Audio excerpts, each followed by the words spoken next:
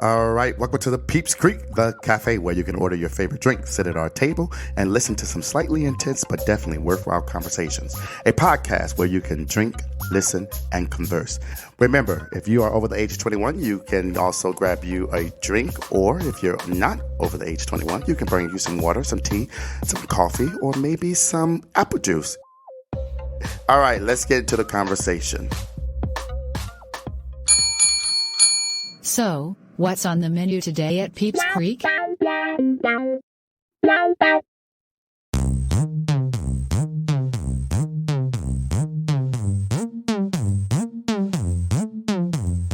stuff coming up. On the menu today is Who is Josue? The menu, for those of you who do not know it, is the topic of the day.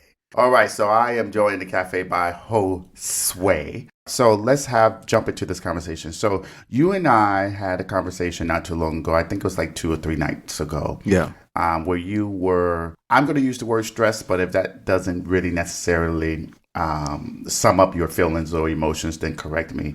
But you were upset, stressed out, perturbed about a situation that happened at work. How would you describe your emotional state at that particular time? I think it was too much to handle. I mean, I wouldn't say I was stressed. I wouldn't say I was unhappy. It was more so just a lot of built up anger and built up something, that just needed to come out. So let's talk a little bit about what happened so the people understand the context. So what do you do for a living? So I'm a hairstylist. So that means you do people's hair? I do people's hair, basically, style hair.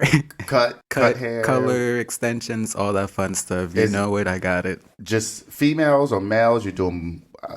It's mainly females. Okay. My main clientele is females. Okay. I do have some males that come in, but for the most part, no. And are you an actual stylist, or are you like learning to style, or do you have a license? Like, what's going on? I'm an actual stylist, have my license from Virginia. Okay, so you're not like in your kitchen doing people's hair? Sometimes you do your family Sometimes hair for I free. gotta do that for free.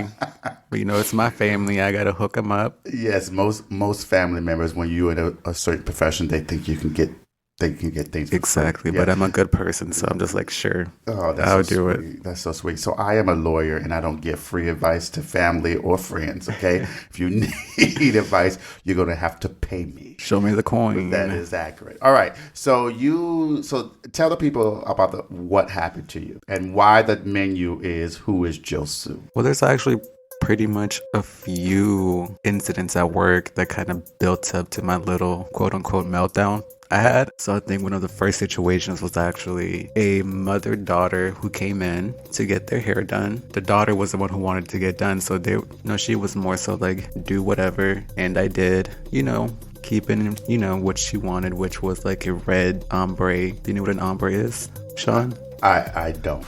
What do you think an ombre is? Ombre is man in Spanish. Oh, we're talking about hair, not Spanish.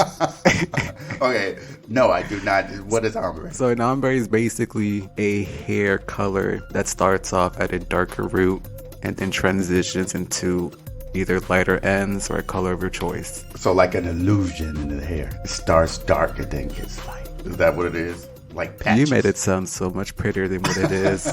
But yes, whatever you said, I'll just take it. Okay, so a young lady wanted an ombre, which is and that's what we discussed. I gave her that. She loved it. The mother comes in as I was finishing. Because I think the mother dropped her off. I was like, she'll be in good hands, do it the sway way. Okay. I got you. All right. Mother left. She came back. I was finishing up, and she just gave me a really mean looking face, and I could tell that she didn't like me. And I mean, but why? Because, I keep it professional, so she came up and kind of yelled at me. The mother.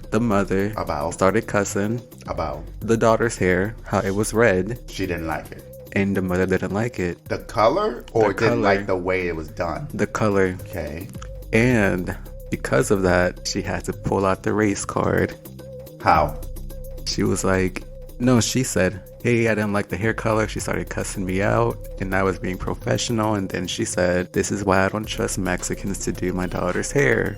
She said that out loud? Yeah, and I was, in my mind, I was like, did she really? Did other people hear it? Yeah.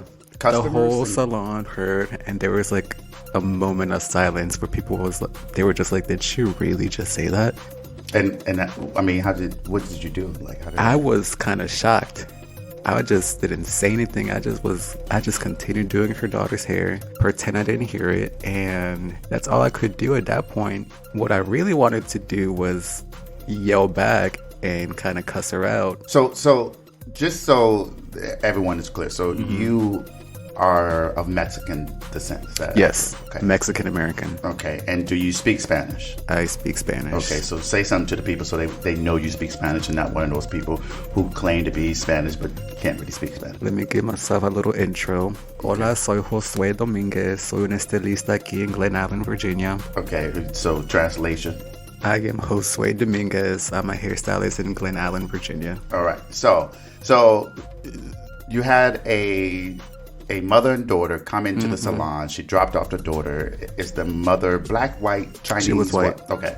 American. I don't like saying white. Okay, that's your preference. Yes. On the census, white, Caucasian, right? Yes, that's Caucasian. All right, so, and did the mother stay in the salon, or she just dropped her off? So she dropped her off at the beginning, then she left. And so the discussion about the color of the hair, the ombre that this particular young lady wanted, that was between you and the young lady, or yes. was the mother present? The young lady, the daughter. All right. And so she picked out the color, or did you suggest the color to her? She picked out the color. We, as a hairstylist, we had to have a little consultation, which I did. What you would like, what you want to see, what you don't want to see, all that fun stuff. And then the mother's words, they were just saying, hey, do whatever my daughter says. Okay. And so after the mother comes in, she sees the colors. Was it that she didn't like the color, or she didn't like the way that you did the color? Because that's the difference, right? I mean, she could have said, okay, you did a shitty job. I mean, I'm not going to pay whatever you charge, and you don't know how to do hair for real. She wasn't really clear, because I was just, same thing, because I'd want to know, like, what don't you like about it? She just kept on saying, I don't like it, change it back, I don't like it. And what was the young lady doing? She loved her hair. But how do you know this? She told me, and she kept on taking pictures. Okay, so ultimately the mother comes in and said, this is why I don't want Mexicans doing my hair? Basically, because she just pulled out the race card all of a sudden, which I really didn't like, know? Okay, and so your response or your reaction was just to continue doing the hair? Yeah. And why do you think that was your natural reaction? Because in a profession like this, what you say spreads out quick. Okay. Kind of like, if you do a bad job, that spreads out quick to 10 different people. And if you do something good, you might get 2 people to come to you as a hairstylist. Okay. So if you blow up in front of a client like that, she's going to say, hey, well, this, male Mexican that works in this location did this to me, blew up on me, don't go to him. And that bad news is going to spread real quick. So I think that's why I just stayed reserved and just said, let me hold myself together. All right. And so how did that interaction ultimately end? Me being petty, passive aggressive. What does that mean? Only because after a while she told me to fix it, which I did. What we do, we just kind of glaze it over, which is basically putting a top coat on the hair, kind of dilutes the hair color. So it wasn't as red. So it wasn't as red. But still red. But still red. It was from like a fire truck red to like a burgundy. Okay. So diluted, that's what I did. The daughter still loved it. But I think what the tipping point was for me, the mother was talking to my coworkers, and I overheard them and saying, oh, why is he working here? This is where the general location is Glen Allen. Mm-hmm. And Glen Allen is a really conservative place, in my opinion. Okay. It may not be true, but that's how I see it. Based upon your interactions? Yes, based on my interactions. And I overheard her just, same thing, pulling out the race card. And what were your coworkers saying? So they stayed neutral. And I overheard them. And, luckily I work with a team who, they're pretty amazing. So they just said, hey, they know me as Sway. Like, hey, Sway, can I talk to you in the back? So the mother is actually saying this, and this about you. And, they pulled me over and I was like, oh, is that what she's saying?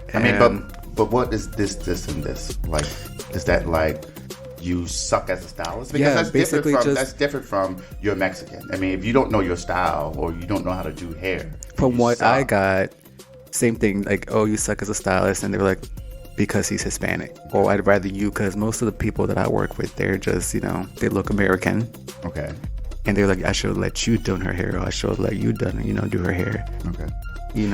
So that interaction at that particular time, I mean, how did that make you feel? uncomfortable. And were you uncomfortable during the time that you were there doing hair, or uncomfortable after you had time to think about it? Like, what were your emotions? I just didn't know how to respond, only because that was actually my first experience, so I didn't know what to do. And this was this year, 2019? No, it was about 2 years ago. Okay, so that was the first encounter I've had, which was kind of, it set me up to expect. And how many years have you been doing hair licensed at this time when this interaction occurred? About 3 years already. Okay. Licensed. So you've been doing hair for 3 years, fully licensed.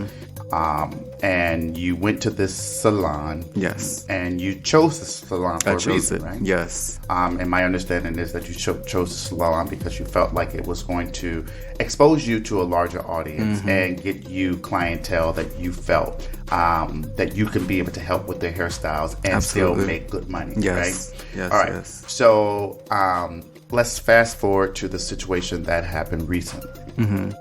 So you, as I understand, you all have some kind of like electronic scheduling process, right? People can Yes. go online, Yes. say I want to get my hair done. I select the artist or the hairstylist and the time and date that I want to get that done. Yes. Is that accurate? Yes, we do. All right. So tell the people what happened recently in regards to a scheduling situation. It's just so funny, but where I work at, we have an online booking, which basically you're able to go on the site, pick the first available or choose your preference. And whenever I come into work, it shows up like, oh, you have an online booking. Do you want to accept? And, of course I do. I accept. And I think just one situation, I had a booking. I think it was for a consultation in a color, which was fine. And my name on the computer is, well, they don't really know that it's a Hispanic name. Why? Because it's a weird name, I guess. Josue. I mean, but how is it spelled? Josue. Okay, So for typically without the accent, because Without you the all accent. Your family members decided when they named you that it was prevalent that most individuals should be able to look at you and see that you're Hispanic and already indicate that there should be an accent on the E, and so therefore I need not put it on there, right? Exactly. All right, but you do. Let me ask this question: when you go and you apply for jobs or whatever at this particular job, did you put the accent on your E or no? No, because I'm not used to putting an accent on my E. All right. So on the system, it's spelled Josue. Sue. So Josue, or that's how Siri says your name. I had no idea. When I'm listening to my AirPods and I get a text message, it'd be like, you, Josue said. Josue. All right. So it's either Josue, Josu, or Josue. Or All right. Josue. Typically where I live at, it's Josue. All right. So let's tell the people what happened. So ladies come in. They were older, so... What do you mean older? Older as in they were really mature. Okay. Age-wise. Age-wise, which I think... 50s, 60s, 70s? What do you... Like 60s. All right. And black, white, green, orange, blue? Caucasian. All right. Caucasian. Go ahead. And so, which I think kind of played a factor into what happened, maybe. But they came in, they walked up. I was at the counter, so I had to greet them like, hey, how are you? Do you have an appointment? And they said, yes, we do. We have an appointment with Miss Josue. Okay, so not only did they change your name, Yes. they changed your gender. They changed my They gender. made you from male to female. All right. Yes. All right. So they wanted to speak to Miss Josue because that's who they booked with. Yes. All right. And I said, oh, well, just trying to keep it cute. Oh, well, hey, I'm Josue, but it's pronounced Sway. And they looked at me up and down, and they just looked like they just seen death or something. I don't know, but the look they gave me was really uncomfortable. Okay. It made you uncomfortable. It made me uncomfortable. They just stared me down, and I just said, "Are you gonna say something?" You said what that do to I them? do? No, No, you said I was thinking in my head, I like was you're like, giving your own pep talk. yeah, I was like, what do I do? What's Like, next? yeah, like I'm gonna have to prepare myself. I just know it. All right. And so they just look at me and says, "Oh, I was expecting a white female." They said this. They said this. Okay. And I said, what makes you say that? Because back in the day, Josue is like a female name. Back in the day. That's what they said. Okay. But they were trying to they were keeping it cute. Like, yeah, honey, back in my day, Josue was a female and they were, white people. I'm like, They said this. yeah. Okay. And same thing, like my first encounter, I was like, oh, here we go again. So, Right. yeah, I was like, no. But this time I'm going to voice out my opinion. Okay. And that's what I did. And what did you do? And I said, no, well, if you don't want me to do your hair, because I'm Mexican, that's how I'm getting about this, then we can see what we can do for you. But it wouldn't be till another day. Okay. And, I guess, in this whole hospitality kind of service, the customer is always right. To an extent, right? Yeah. I mean, the reality is, we just do what makes people happy. Right. Well, we try to accommodate them. So right. But this is not legal advice, people. Okay. So don't say you heard this from Sean. He's a lawyer. Blah blah blah.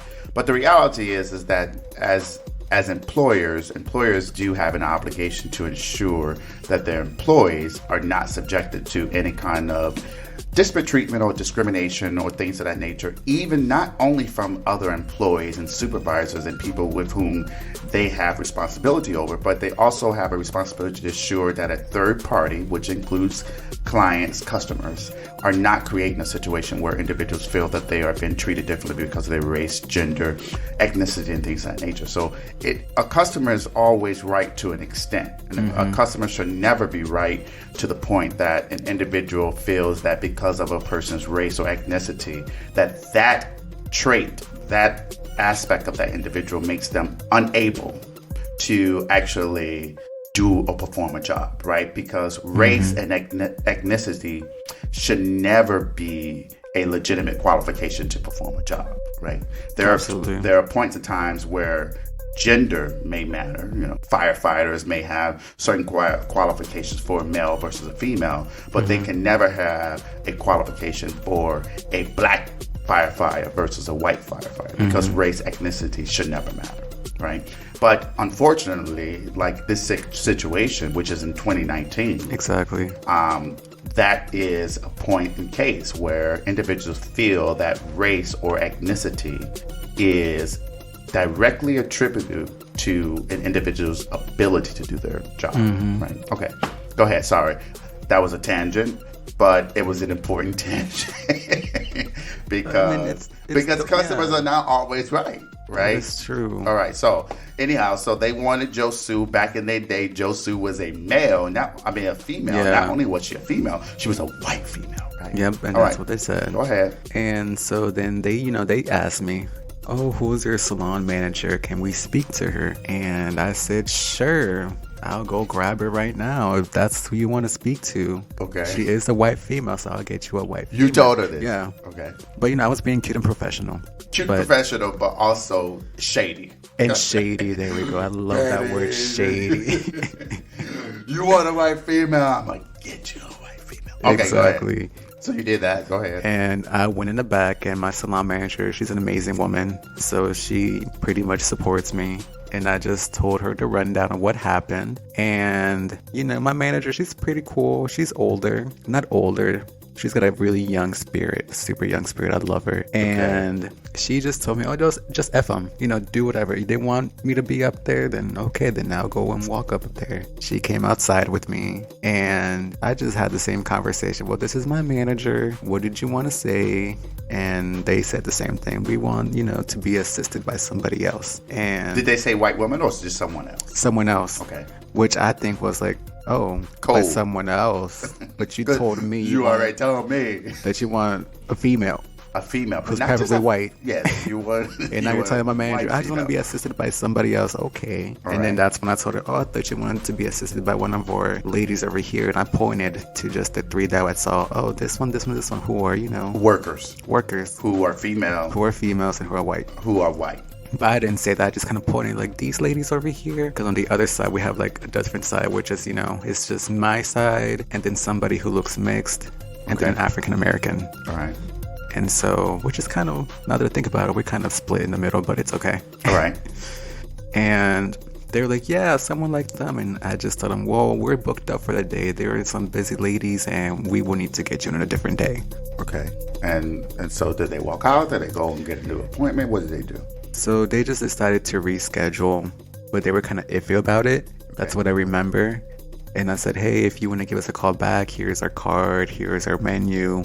We definitely would love to help you out. Did you say menu? Y'all got a menu there? Yeah, a salon menu.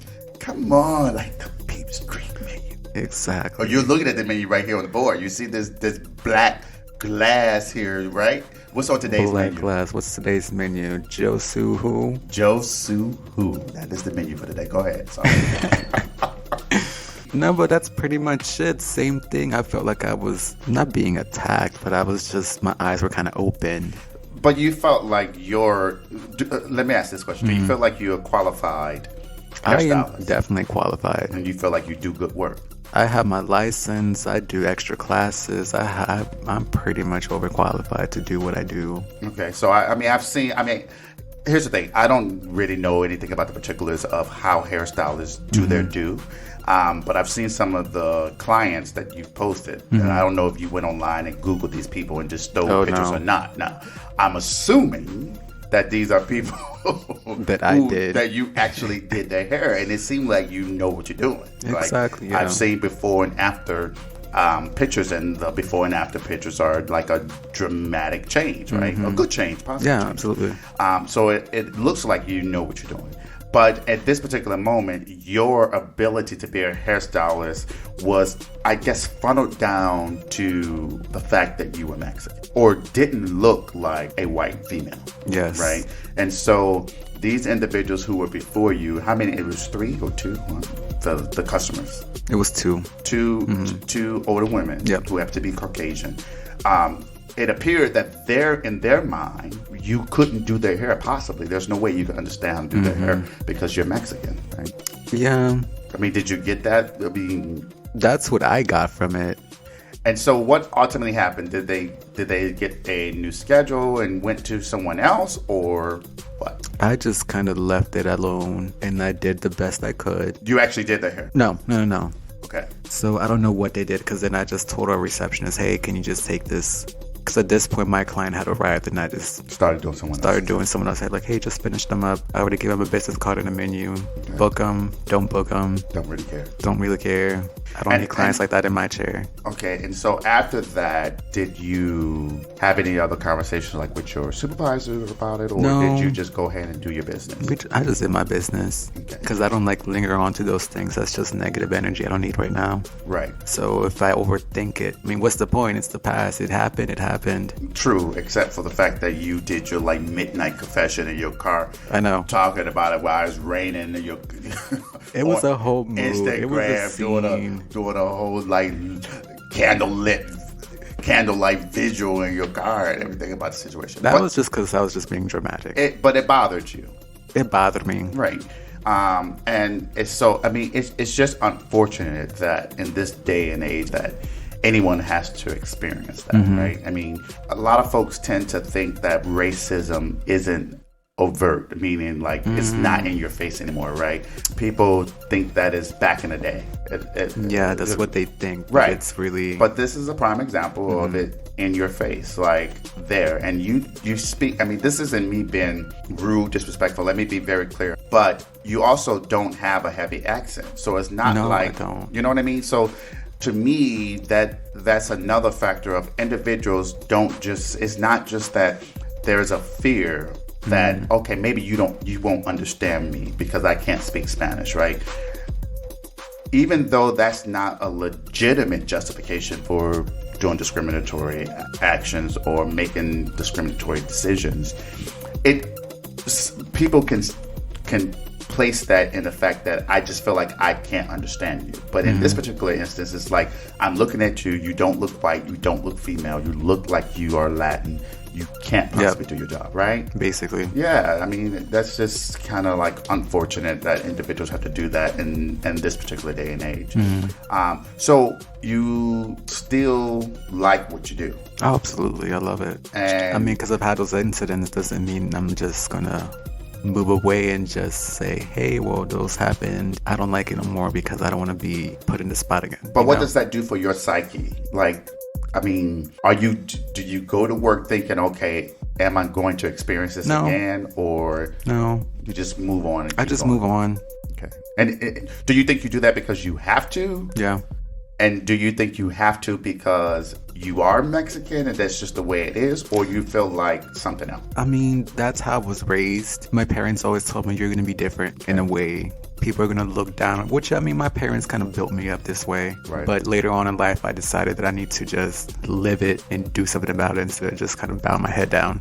And that's how my parents raised me. Oh, bow your head down. People are going to look at you a different way, do this because we're, in America. And it just is what it is.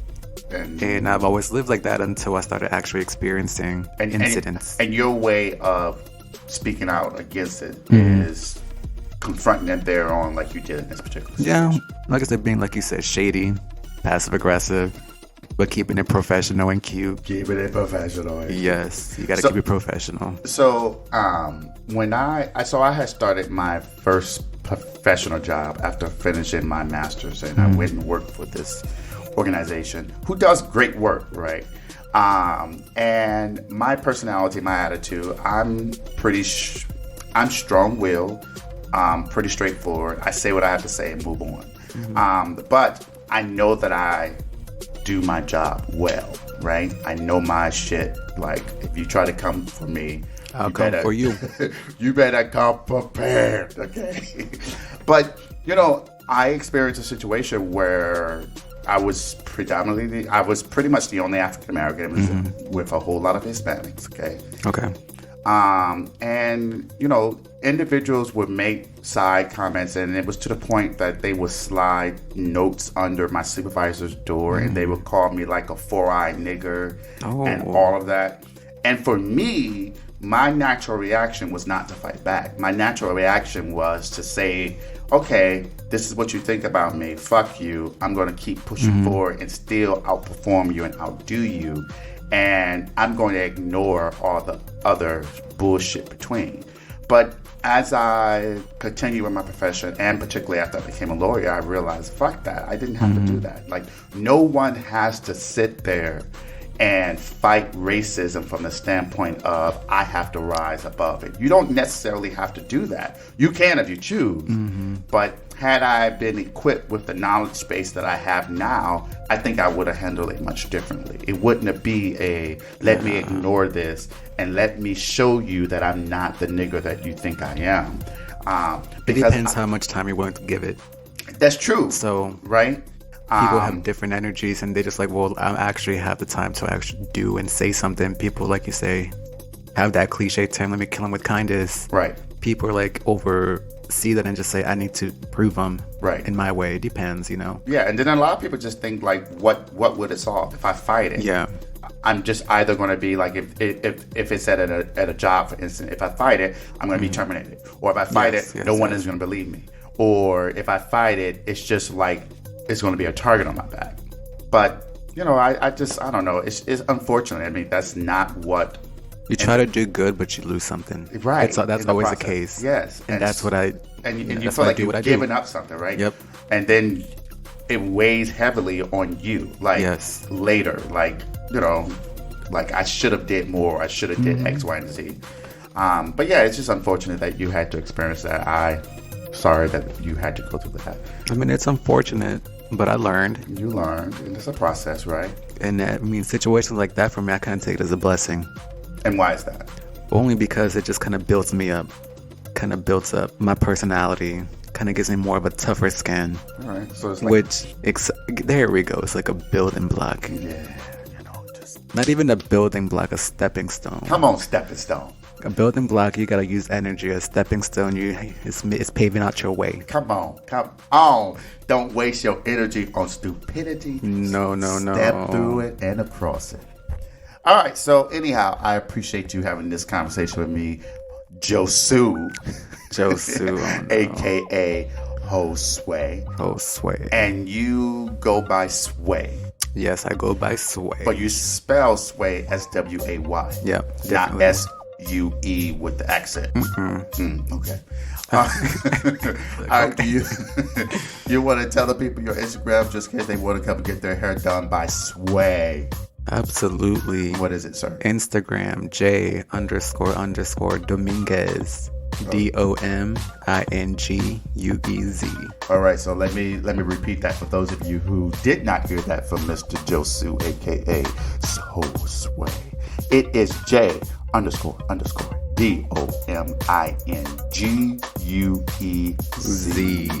as in zebra. All right. Did you enjoy your conversation today? I did. I enjoyed it. Good. I'm glad that you were here. And on today's bean of the day, we were drinking. Normally on this podcast, we drink alcoholic beverages. However, it is during the daytime. It's only noon. So we decided to do something a little different today. Today's bean is from Allegro Coffee Roasters. It is a Burundi, that is B-U-R-U-N-D-I, Urukundo. I think that's how you Urukundo. Urukundo. It is Urukundo. It is a nectarine and oolong grape. The roast is light and the variety is bourbon. It's actually a very good coffee. Did you like the coffee? I liked it. Yeah, it was pretty good. It's pretty. It's strong, but it tasted earthy. Yes, that's the bourbon, right? But it's amazing how you can have great conversation, interaction centered around drinks, whether it's coffee, tea, alcoholic beverages, or maybe some juice water. But this is what this whole theme is about. I like it. Appreciate you being a guest on the podcast, kind sir. Anything you want to say to the people before we leave? Not much. Just live your life. Keep it positive. Keep that energy flowing. Live your life. All that fun stuff, you know. Para mi gente, mucha energía positiva. Vive la vida y mantenga la salud. All right. And so that is the episode for today. We appreciate you coming out and listening. And remember to listen for Peeps Creek, the cafe. And we are